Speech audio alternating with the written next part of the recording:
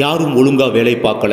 அதிமுக நிர்வாகிகளிடம் கடிந்து கொண்டாரா எடப்பாடி? வெளியான பரபர தகவல். லோக்சபா தேர்தலில் நிர்வாகிகள் செயல்பாடுகள் குறித்து ஆலோசனை கூட்டம் எடப்பாடி பழனிசாமி தலைமையில் நடைபெற்றது.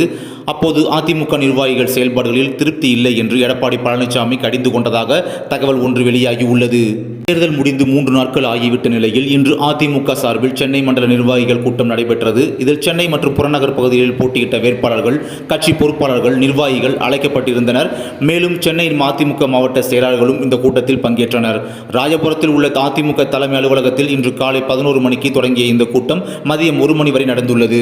தேர்தலில் அதிமுக நிர்வாகிகள் எப்படி செயல்பட்டார்கள், வெற்றி வாய்ப்பு குறித்து ஆலோசிக்கப்பட்டுள்ளது. இந்த கூட்டத்தில் முதலில் நிர்வாகிகள் பேசியுள்ளனர். எப்படி பிரச்சாரம் செய்தனர், கள நிலவரம் எப்படி இருந்தது என்பதை அவர்கள் விளக்கியுள்ளனர்.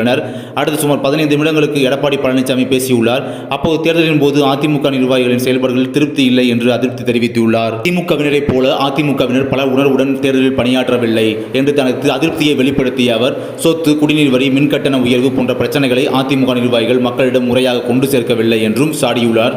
இதனால் கிராமங்கள் தவிர தமிழகத்தில் பல பகுதிகளில் அதிமுக வாக்கு வங்கி குறைந்துள்ளதாகவும் அவர் விமர்சித்துள்ளார். இந்த கூட்டத்தில் அதிமுக நிர்வாகிகளும் கூட தங்கள் அதிருப்தியை வெளிப்படுத்தி இருக்கிறார்கள். அதாவது கட்சிக்காக பல ஆண்டுகள் உழைத்தவர்களை விட்டுவிட்டு புதிதாக கட்சியில் சேர்பவர்களுக்கு பொறுப்பு கொடுத்தால் அது எப்படி என்று கேட்டுள்ளனர்.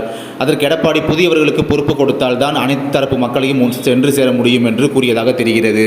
ஆக மொத்தத்தில் அதிமுக நிர்வாகிகள் செயல்பாடுகளில் கடும் அதிருப்தியில் இருப்பதுதான் இதன் மூலம் தெரிய வருகிறது. இப்போது சென்னை மண்டல கூட்டம் மட்டுமே நடந்து முடிந்துள்ளது. விரைவில் மற்ற மாவட்டங்களின் பொறுப்பாளர்களையும் அழைத்து எடப்பாடி கூட்டத்தை கூட்ட திட்டமிட்டுள்ளதாக கூறப்படுகிறது.